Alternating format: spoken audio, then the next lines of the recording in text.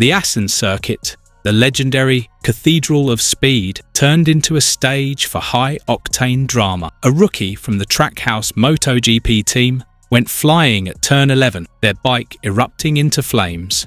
And on the same day, living legend Marc Marquez suffered a spectacular crash. What exactly went down during the Dutch MotoGP practice session in 2025? Why has this turn become a nightmare for riders? And what did Marquez have to say about the chaos?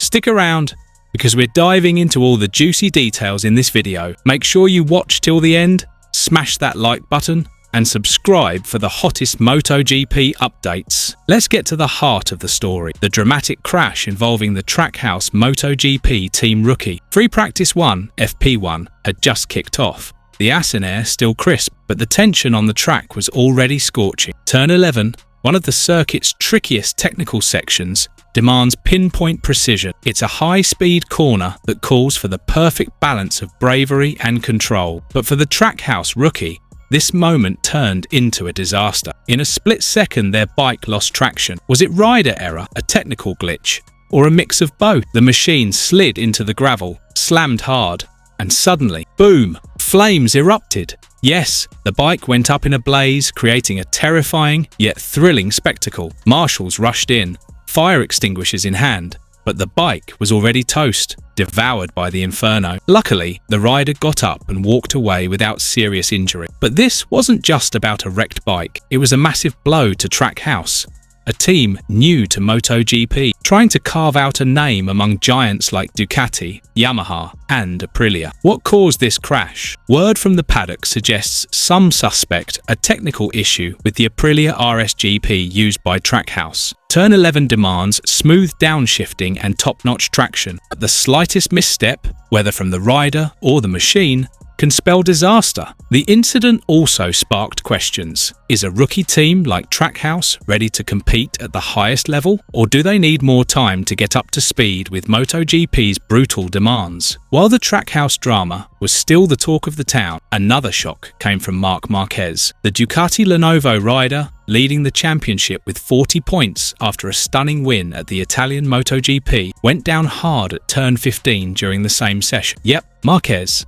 the fearless baby alien, wasn't immune to Assen's curse this time around. Marquez's crash happened in the opening minutes of FP1. As he powered through the high-speed left-hander, his Ducati lost grip. He was flung off, his body slamming into the gravel, particularly jarring his left arm. The sight had fans holding their breath, especially given Marquez's grim history of arm injuries. He was seen clutching his left arm, even tossing his glove to check his condition. But, classic Marquez, he showed his iron will. Despite the pain, he got the all clear from medics, hopped back on the bike, and, unbelievably, set the fastest time of the session. What caused Marquez's crash? According to Ducati team boss Davide Tardozzi, it was a simple technical error. Marquez downshifted too quickly, causing the bike to lose traction. But this is Marquez we're talking about.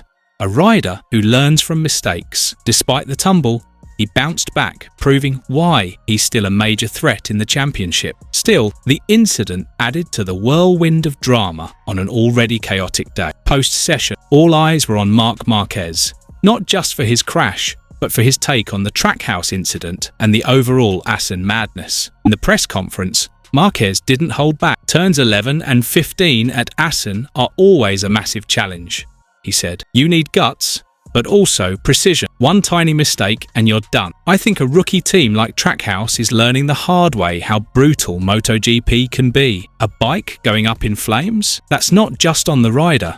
It's on the team to make sure everything's dialed in. Marquez also touched on the technical challenges of modern MotoGP. Electronics and traction are critical in fast corners like these. I messed up today with a small error, but teams like Trackhouse need to be more prepared for circuits like Assen. This isn't the place to experiment. His comments sparked a firestorm among fans. Was Marquez throwing shade at Trackhouse's readiness, or just giving a no-nonsense take on the cutthroat competition? Interestingly, Marquez also drew parallels with his own experience. I went down today too, so I know how it feels, but the key is to get back up and learn. I'm sure that rookie will come back stronger, but their team needs to step up to prevent this kind of thing from happening again. Marquez's words showed his veteran maturity, but also added spice to the drama, especially as Trackhouse now feels the heat of being under the spotlight. Turn 11 at Assen is no ordinary corner. It's a high-speed beast that demands the perfect mix of speed,